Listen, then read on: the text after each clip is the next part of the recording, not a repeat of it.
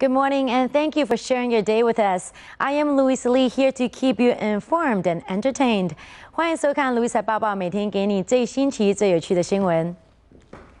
The housing prices in London have surged recently, with owners demanding more from home seekers. And besides Londoners, people from abroad are also jumping on the bandwagon for the potential money-making opportunity. 英国伦敦最近出现了很多外国的买房客，也间接了提升了伦敦的房价。Vladislav Piatigorsky has just bought his first London flat.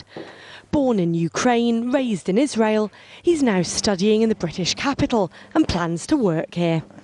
He's one of an increasing number of foreigners investing in London property, and he's done so with funds from his family. The amount that we bought the flat for, we had it in the bank.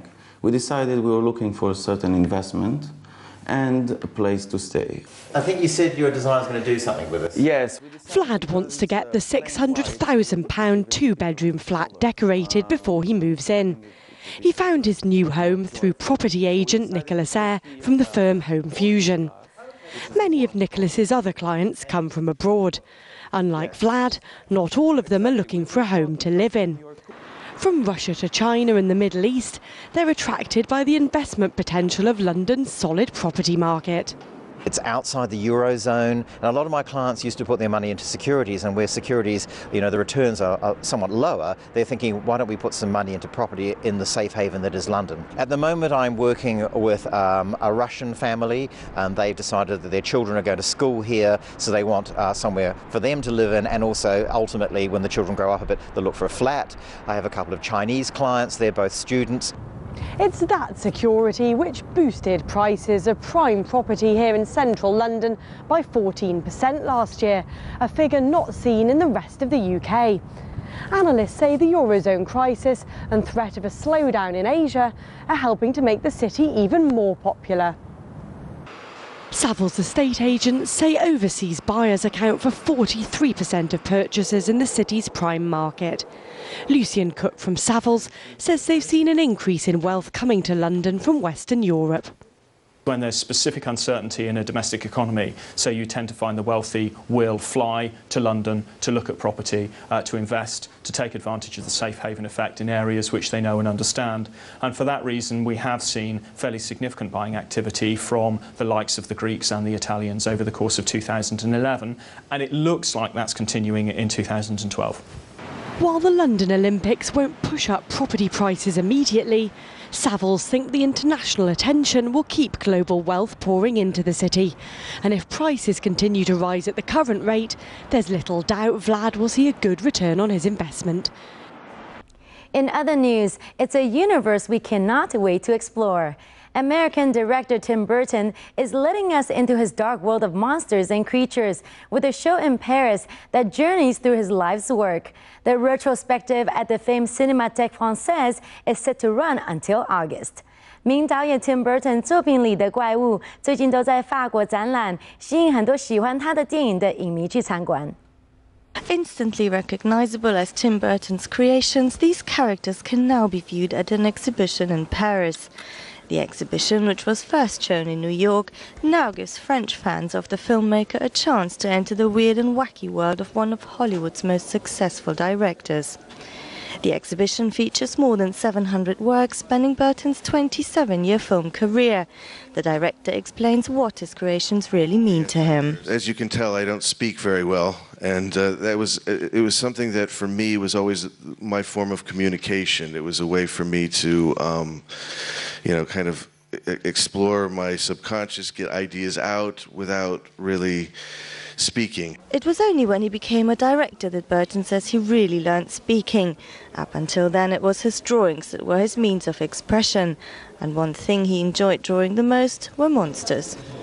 Monsters, that they were the most actually emotional characters in those films, and so always that idea of perception, and I grew up feeling sort of people looking at you like you're some kind of monster, and so I was related to those characters, whether it's Frankenstein or King Kong or Creature from the Black Lagoon. Most monsters have that sort of symbol of misperception and actually being, not what they seem. And so for me, those were always very strong emotional symbols for the way I felt.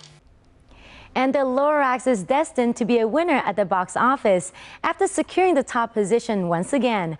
On the other hand, Disney flick John Carter, which comes with sky-high budget and enormous expectations, failed to lend the hearts of moviegoers on its opening weekend. 这个周末就是由动画片《Dr. Seuss's The Lorax》拿下票房冠军，不过也有几部新片进榜，我们一起来看看吧。 Easily leading all movies in the marketplace, Universal held onto the #1 spot with its animation flick, Dr. Seuss's The Lorax, for the second weekend, although it dropped an acceptable 44% to an estimated $39.1 million. 3D and IMAX ticket prices have helped along the way, and on Sunday, Lorax became the highest-grossing film of 2012 after just 10 days of release, with a total of $122 million.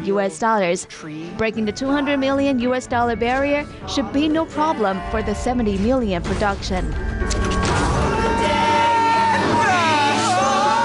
Number 2 went to the mega-budgeted 3D sci-fi epic John Carter with an estimated $30.6 million.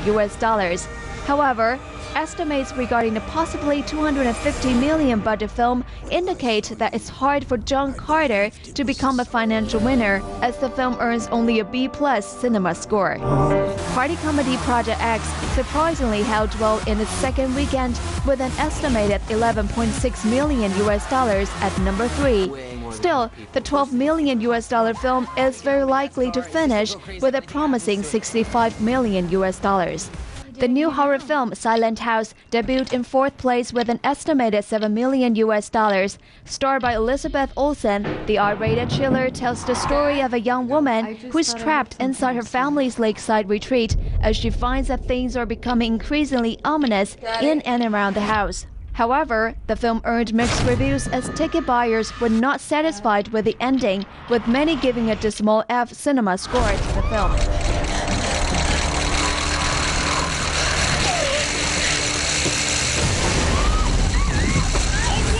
Number 5 went to The Act of Valor with $7 million, pushing the total ticket sale to $56.1 million.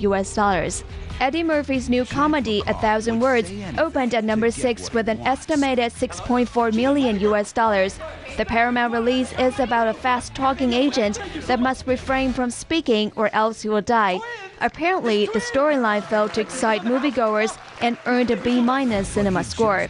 The only good news was that 1,000 Words beat the openings of Murphy's recent box office disasters, Meet Dave and Imagine That, which opened at $5.2 and $5.5 million, respectively. I want my baby back, baby back, baby back. I want my baby back ribs. What happens when a tree loses all its leaves? I could die? What do I got, 1,000 words left? Can we talk? So what do you say we make a deal? Hello, Jack. Yeah! Venti, triple shot, latte. Iced latte. Extra milk? What with the pointing and the grunting? Just be here with me right now. You know you make me wanna... Our words have a profound effect. Also in movie news, and they are fighting until their last breath to survive in the wilderness in the gray. Directed by Joe Carnahan, expect a tough character portrayed by Liam Neeson, who promises an intravenous infusion of nothing but thrills. 接着要介绍给你的是本周末要上映的《极客猎杀》，由英国演员 Liam Neeson 主演。这部片也曾经是北美的票房冠军。 A job at the end of the world. I work security, protecting men from the dangers they cannot see. There's not a second goes by when I'm not thinking of you in some way. Going home, guys. Let's keep it moving.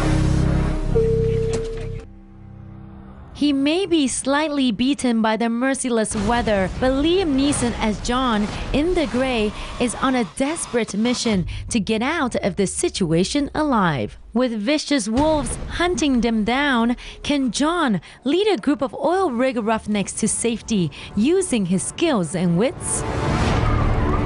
We need a fire, then we find food. If we don't move and work now, we'll all freeze to death. Somebody will find us. They gotta know that plane went off the radar. Nobody's gonna find us. Not here. We figure out what way is south and we start walking. This will be one of those wild stories you tell at a party. Get up, get up. Don't move. Stare right back at him. If we can get to that tree line, we can better defend ourselves. Go! Hold on! You gotta be kidding me. We can climb down. If we follow the river, we got a better chance of finding shelter. How are we gonna deal with this? We take them on, one at a time. To see your face, feel your hands in mine. Don't stop!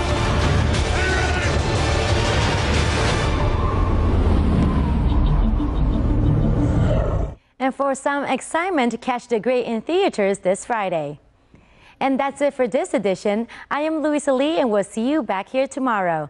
Meanwhile, stay with CTS for the latest weather update and for more top stories.